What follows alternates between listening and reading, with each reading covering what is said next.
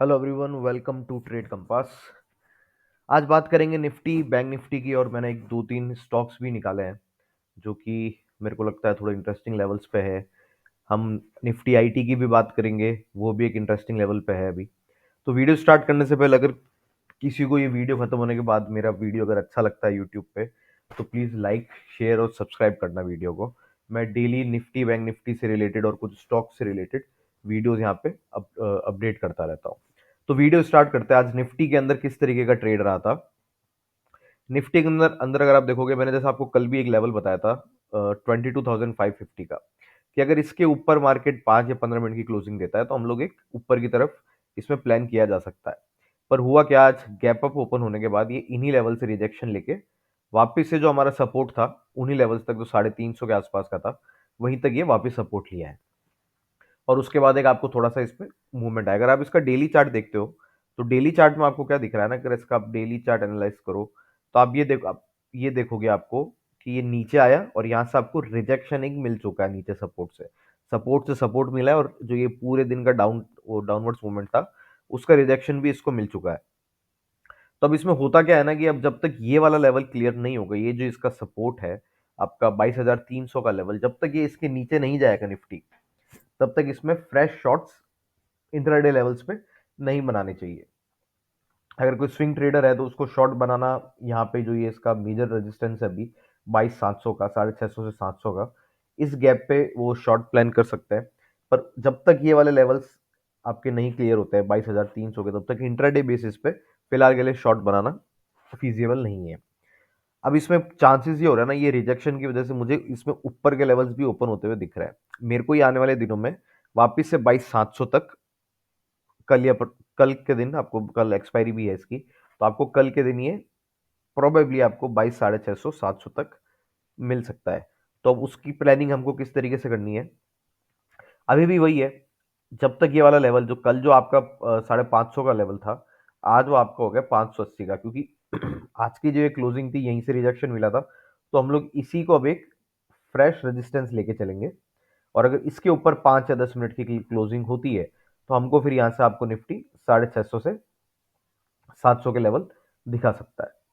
नीचे की तरफ क्या है, नीचे की तरफ जो मैंने आपको बताया अभी पहले भी, कि ये आपका जो अभी आज का सपोर्ट बना है 22,300 के आसपास, तो आपका 22,300 का जो लेवल होगा उसको आप एक सपोर्ट मान के चलो। अगर ये क्रॉस करता है तो आपको एक छोटा सा रेजिस्टेंस यहाँ पे मिल सकता है 245 का। तो मेन इसमें होगा, अगर आपको एग्रेसिवली शॉर्ट होना है तो 245 के नीचे इंट्राडे बेसिस पे आप शॉर्ट हो सकते हो। कहाँ तक के लेवल्स के लिए, 22,100 से लेके 22,000 तक के लेवल्स के लिए। ये है आपका निफ्टी का एनालिसिस। अगर बैंक निफ्टी की हम बात करते हैं तो निफ्टी में तो चलिए फिर भी आपको आज एक मूवमेंट दिखा होगा। बैंक निफ्टी में है ना, आज इतना कुछ मूवमेंट दिखा नहीं। और बैंक निफ्टी का अगर आप ये देखो, ये जो मैंने लगाया इंडिकेटर, ये सीपीआर है। बैंक निफ्टी में देखो, मैंने कल भी बात की थी कि ये जो गैप फॉर्म हुआ इंडसलैंड बैंक की वजह से, यहाँ पे मैं दिखाता हूँ यहाँ, ये जो गैप फॉर्म हुआ था ये वाला, ये गैप फिल करने के लिए बैंक निफ्टी आ सकता है। और यही वाला गैप फिल करके आज एक आपको रिजेक्शन मिला। अब बैंक निफ्टी में किस तरीके का ट्रेड होना चाहिए, मैंने कल भी कहा था बैंक निफ्टी में फिलहाल के लिए बैंक निफ्टी के अंदर कोई बाय ट्रेड इनिशिएट नहीं करना चाहिए। रीजनिंग उसकी क्या थी, एक तो पहली बात रेजिस्टेंस कहाँ से मिल रहा था, इस गैप से मिल रहा था। उसके बाद एक ये जो एक रेंज फॉर्म की थी इसने बैंक निफ्टी ने, ये वाली,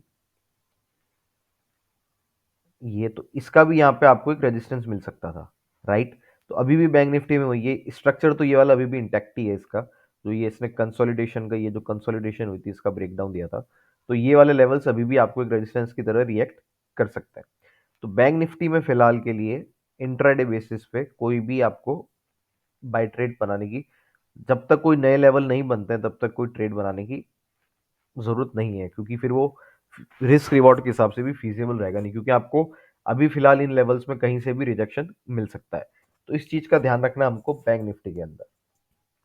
नीचे की तरफ क्या है, नीचे की तरफ अब आज जो ये ट्रेंड लाइन बनी है, मैं आपको इसका 5 मिनट का अगर चार्ट दिखाऊं बैंक निफ्टी का, तो बैंक निफ्टी के अंदर ये जो 5 मिनट की, ये जो मैं 5 मिनट के टाइम फ्रेम पे जो ये ट्रेंड लाइन आपको दिख रही है, राइट, अगर इसका ब्रेक होता है तो जो भी इसका नियरेस्ट स्विंग है वहां तक का एक बैंक निफ्टी में ट्रेड लिया जा सकता है, राइट। अब जैसे अगर मान लो बैंक निफ्टी कल इस तरीके से ट्रेड करने के बाद, राइट, यहाँ आता है, और ये वाला ये ट्रेंड लाइन ब्रेक करने के बाद जो आपका नेक्स्ट सपोर्ट आएगा बैंक निफ्टी के अंदर, वो आपका आएगा ये वाला 22,700 का। तो बैंक निफ्टी में मूवमेंट ज़्यादा होता है, बैंक निफ्टी का प्राइस भी अराउंड 48,000 है। तो आप इसमें है ना 20-25 का मार्जिन लेके चलना।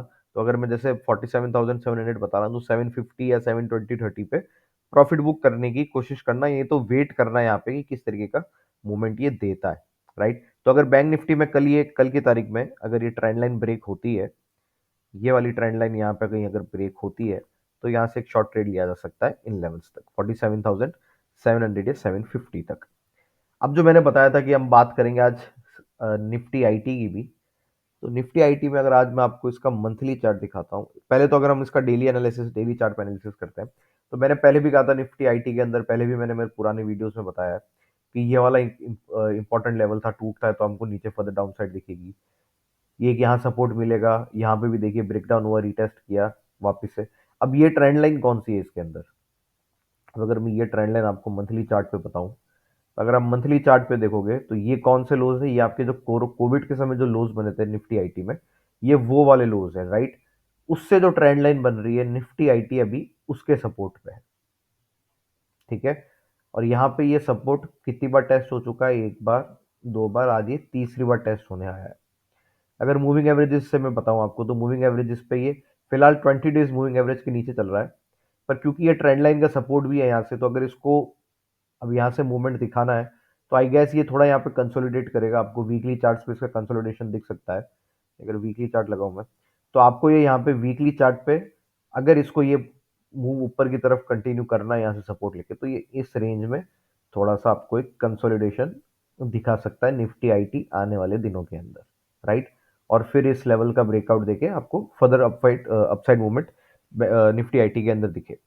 तो फिलहाल के लिए हमारा निफ्टी आईटी के अंदर क्या है कि ये एक ऐसा लेवल है जहां पे अगर आप कोई निफ्टी के आईटी स्टॉक्स में इन्वेस्टमेंट करना चाहते हैं, तो एक छोटा सा आप अमाउंट फिलहाल के लिए यहाँ पे लगा सकते हैं, राइट। ये मैं कोई रिकमेंडेशन नहीं दे रहा हूँ, ये बस एक एनालिसिस है कि किस तरीके से मैं इसको अप्रोच करूंगा। तो ये वाला जो ट्रेंड लाइन है इसके सपोर्ट में, क्योंकि मैंने पहले भी देखा है कि एक मूवमेंट आया है, तो यहाँ पे एक आप थोड़ा सा देख सकते हैं पैसा लगाने के लिए। मैं पर्सनली यहाँ पे विचार कर सकता हूँ। अगर निफ्टी आईटी में ही मैं आपको एक दिखाऊं, इन्फोसिस, इन्फोसिस के अंदर भी सेम पैटर्न बन रहा है। इन्फोसिस की भी मैंने मेरे लास्ट कुछ I think last to last week या ऐसे 4-5 वीडियोस पहले एक बात की थी इन्फोसिस के अंदर। मैंने बताया था कि अगर मैं इसकी मूविंग एवरेज हटाता हूँ, सिंपल अगर प्लेन चार्ट का एनालिसिस करते हैं, तो यहाँ पे एक ट्रेंड लाइन बन रही थी।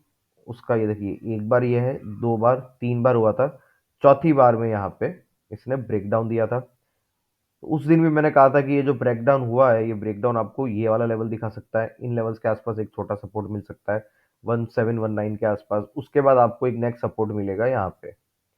ये कौन से लेवल्स थे? एक सेकंड। ये आपके लेवल्स थे 1639 के, राइट। 1650 1640 के आसपास सपोर्ट मिल सकता है। आज उसका भी ब्रेकडाउन हो गया। निफ्टी इन्फोसिस आज लगभग 4.5% नीचे था, राइट। तो क्लोजिंग इसकी 4.26 पे हुई है। अब आपको 1590 के लेवल पे ही क्लोज हुआ है, लो बनाया था 1560 के पास का, ठीक है। अब इसमें जो मैंने आपको निफ्टी आईटी के अंदर जो चार्ट बताया था, सेम चार्ट बन रहा है इसका कहाँ पे?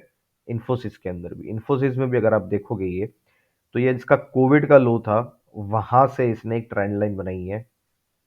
मूविंग एवरेजेस अगर मैं आपको दिखाता हूं, तो सेम आपको निफ्टी आईटी के अंदर भी आप नोट करोगे। मंथली चार्ट पे 20 डेज मूविंग एवरेज के नीचे है, पर यहां से एक सपोर्ट इसको मिल सकता है। मिलेगा ही, श्योरिटी है। श्योरिटी किसी भी चीज की नहीं होती है। ये एक आपका एनालिसिस है कि यहां से अगर इसको ऊपर जाना है, तो अब ये एक जो अब इसके पास सपोर्ट आ रहा है सबसे बड़ा, वो यही वाला है। ये ट्रेंड लाइन उसके लिए एक सबसे बड़ी सपोर्ट है। तो अगर इसको ऊपर जाना है, तो यहाँ पे थोड़ा कंसोलिडेट करके वीकली डेली चार्ट्स पे फिर ये फर्दर अपर आपको ऊपर जा सकता है, इन्फोसिस और निफ्टी आईटी दोनों। इसका मैं वीकली चार्ट अगर आपको दिखाता हूँ, तो वीकली चार्ट में भी देखोगे कि ये इसने एक नेकलाइन का ब्रेक तो दे दिया है, पर अब इसको यहाँ पे इस चीज का भी सपोर्ट है। अब क्या है ना कि इन्फोसिस और निफ्टी आईटी दोनों के अंदर आपको मार्केट स्ट्रक्चर भी सपोर्ट दिख सकता है। अगर कोई सिर्फ प्राइस एक्शन ट्रेड करता है ना, तो वो ये भी बोलेगा कि अगर आप यहाँ देखो, तो ये आपको एक डबल टॉप भी दिख रहा है, करेक्ट। ये आपको यहाँ पे डबल टॉप बनता हुआ भी दिखा था। जो आपको मैंने एक और आईटी स्टॉक बताया था टीसीएस, अगर आपको टीसीएस का स्टॉक दिखाता हूँ, टीसीएस में भी आप नोट करोगे मैंने 3 वीडियो पहले बताया था कि डबल टॉप बनाए ये अगर इस सपोर्ट का ब्रेकडाउन होता है, इस ट्रेंड लाइन का ब्रेकडाउन होता है, तो आपको नीचे फर्दर मूव दिख सकता है कहाँ तक, 3,300 तक। तो ये लगभग अभी 450 तक तो आ ही चुका था।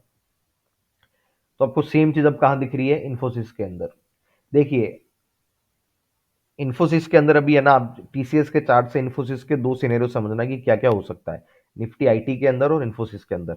अब अगर मैं यहाँ दिखाऊं आपको, तो निफ्टी आईटी और इन्फोसिस दोनों अभी है ना, जो टीसीएस आज से 3 हफ्ते पहले था इस कैंडल पे है, राइट। अगर टीसीएस को भी यहाँ से बढ़ना होता तो टीसीएस क्या करता है, इसी ट्रेंड लाइन के सपोर्ट पे यहाँ से फिर ऊपर जाता, करेक्ट। तो ये एक सिनेरियो हो गया कि अगर इन्फोसिस और निफ्टी आईटी को ऊपर जाना है तो वो किस तरीके से करेंगे। अगर नीचे जाना है तो अभी देखिए आपको टीसीएस की तरह जो मूव आया टीसीएस में ट्रेंड लाइन ब्रेक का, क्योंकि इसका भी अगर आप मूव देखोगे ना, सॉरी मूविंग एवरेज अगर मैं लगाऊं, तो ये टीसीएस भी फिलहाल अपनी वीकली चार्ट पे 200 डेज मूविंग एवरेज के नीचे ही है, करेक्ट। तो अब अगर है ना इन्फोसिस और निफ्टी आईटी अगर ये ट्रेंड लाइन ब्रेक करेंगे तो वो भी इनका स्ट्रक्चर भी सिमिलरली टू टीसीएस होना चाहिए। ये एक एनालिसिस है कि भाई क्योंकि आईटी स्टॉक है तो जनरली पैटर्न्स क्या होंगे ना, पैटर्न्स आपको लगभग ब्रॉडर मार्केट में सेम ही दिखेंगे कि अगर ट्रेंड लाइन का ब्रेक होता है तो आपको ये देखिए यहाँ पे ट्रेंड लाइन का ब्रेक दिखा, तो आपको निफ्टी आईटी और इन्फोसिस के अंदर भी अगर ट्रेंड लाइन ब्रेक होती तो इसी तरीके के पैटर्न्स आपको दिख सकता है।